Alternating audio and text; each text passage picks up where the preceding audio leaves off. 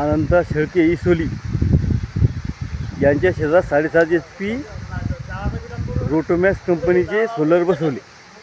पाणी कसे मारते कमेंट करून नक्की सांगा.